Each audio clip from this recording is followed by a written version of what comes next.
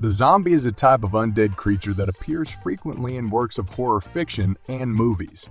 Despite the fact that it is possible to trace its origins back to the zombies that are worshipped in the Voodoo religion of Haiti. Hello, everyone, and welcome to a brand new video on Legendary Thoughts. Today, we're going to talk about the origin and mythos of zombies. Before we get started with the video, don't forget to smash the like button, share the video, and subscribe to the channel. Let's start it. Although the term zombie has been used to refer to a variety of different species, zombies all have a few distinguishing traits in common, the most important of which is likely their inability to exercise free will.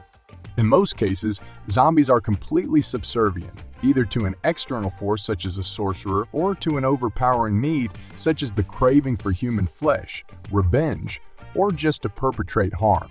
This can be the case in any of these scenarios. Some people believe that a zombie is the animated corpse of a single creature, often a human being. This is an additional essential distinction that some people make. Zombies are typically portrayed as shambling and rotting, but in certain cases, their bodies may be preserved, particularly when magic is involved. Additionally, zombies may occasionally display superhuman characteristics, such as heightened strength and speed. There are several different routes that can be taken to produce zombies.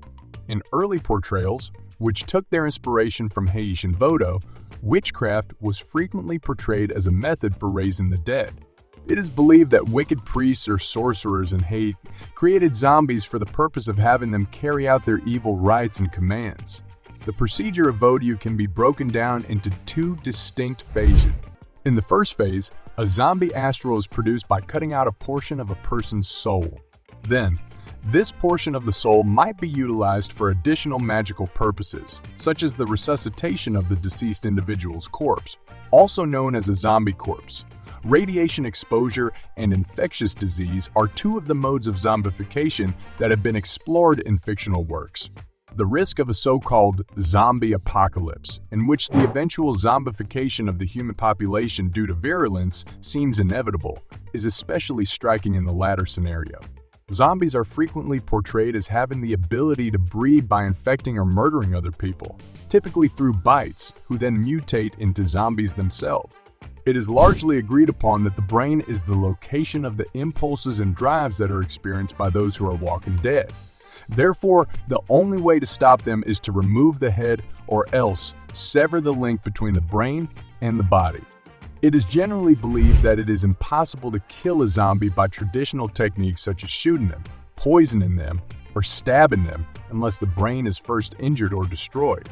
This is due to the fact that zombies have typically already passed away. When zombification is the result of a magical process, the death of the zombie's master has the potential to put an end to the zombie's existence. History. Although the concept of the living dead had been present in a number of different cultures for many centuries before the introduction of the word zombie into the English language, the term did not become part of the language's vocabulary until the 18th or 19th century. It is widely considered that the factual book The Magic Island, a travelogue of Haiti written by William Seabrook and originally published in 1929, was the spark that ignited the idea of zombism in fiction. The Magic Island was a travelogue of Haiti and chronicled Seabrook's views of Voodoo zombie. White Zombie, the first zombie movie to be a full-length feature and which was inspired both by the book The Magic Island and by a stage play named Zombie, was released in 1973, 3 years after the book The Magic Island was first published. In it, a man who is hopelessly in love plots with a sorcerer, who is portrayed by Bela Lugosi, to transform the object of his affections into a zombie soon after she has tied the knot with someone else, so that he can exercise dominion over her. The woman is said to have passed away, and a funeral was held for her. However, she is shown to have been resurrected from the grave by the use of witchcraft. Revolt of the Zombies, which was released in 1936. King of the Zombies, which was released in 1941. And I Walked with a Zombie, which was released in 1943. Were some of the subsequent zombie films that were influenced by the Voodoo religion. As the United States entered the atomic era, zombie and alien storylines began to mingle, such as in the famed cult film Plan 9 from Outer Space, 1959, directed by Ed Wood, and Invisible Invaders, 1959, in which aliens attempt to enslave the dead. Both of these films were released in the same year. By the 1940s, zombies had also become a regular fixture in comic books and pulp magazines, and it was in these mediums that they came to be shown as decaying corpses rather than preserved ones. This change occurred during the 1940s. The release of Night of the Living Dead, 1968, a film directed by American filmmaker George A. Romero, marked a significant turning point in zombie lore. The zombie concept was cemented by this low-budget picture, which was partially inspired by I Am Legend, 1954, a novel written by Richard Matheson that depicts vampires as being driven purely by a hunger for blood. This film laid the groundwork for the zombie concept, which would remain for decades. The plot is set on a farmhouse in the middle of nowhere that is overrun by the undead who have been brought back to life by unspecified means involving radiation. The director, George A. Romero, intended the movie to be more of a social critique than a monster movie, and the story focuses on the incapacity of the living to work together to protect themselves from the threat posed by the undead. In the film Night of the Living Dead, the term zombie was never used. Romero, the director, was not directly influenced by Haitian folklore, and the monsters were only referred to as ghouls or flesh eaters. This is an ironic choice, considering the film's title. The success of Night of the Living Dead paved the way for the proliferation of zombies in popular culture in the decades that followed, particularly during the 1980s. These featured an unofficial Italian sequel to Dawn of the Dead called Zombie 2, 1979, which was also published under the title Zombie, as well as a large number of further Italian zombie films that were made in its wake.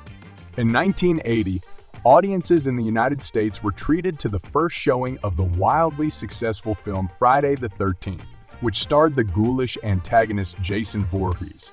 In 1983, Michael Jackson disseminated the music video for his song Thriller, which was a gory and fun-filled adventure that included zombies that danced. The genre of zombie comedy started to gain popularity, and soon after, comical zombie films like Night of the Comet, 1984, appeared in theaters. Romero and Russo's breakthrough work, The Return of the Living Dead, was published in 1985 and went on to spawn a number of sequels. Romero's Night co-author, John Russo, worked on the first in a series of spin-offs of their seminal work. The Return of the Living Dead Return was not only a successful comedy about zombies, but it also added to the canon of zombie lore the idea that zombies crave human brains. Although the 1990s saw the release of a remake of Night of the Living Dead, 1990, and a comedic gorefest titled Brain Dead, 1992, directed by Peter Jackson, also known as Dead Alive, the decade is likely most remembered for bringing zombies to the forefront of video games. The first game in the Resident Evil series, which was previously known as Biohazard at the time of its release in 1996, features characters who are tasked with surviving a zombie apocalypse brought on by a virus. A number of follow-up video games for a variety of gaming systems and a film franchise based on the video games were both produced. The next year saw the release of the light gun arcade game known as the House of the Dead Dame known as the House of the Dead. In addition, it generated a number of sequels, and in 2003, it was adapted for the big screen. The proliferation of zombie films across Asia, such as Hong Kong's Bio, Zombie, and a plethora of others produced in Japan, was also aided in part by the widespread appeal of zombie video games. In the 21st century, zombies have been brought to life both on the page and on the big screen. Some people offered zombie fitness classes or materials through which participants learned skills that would purportedly help them survive a zombie apocalypse. And even the Centers for Disease Control and Prevention posted a zombie preparedness article in their public health blog to generate buzz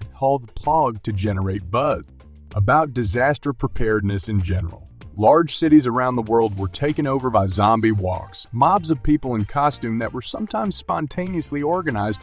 At this point, it was abundantly evident that the zombie threat could not be contained, as zombies were being featured in a wide variety of forms of entertainment, from plays to video games to screens of all sizes. That's a wrap on the video. I hope you liked it. If you did, let me know by giving it a thumbs up and do not forget to subscribe. Thanks for watching. See you next time.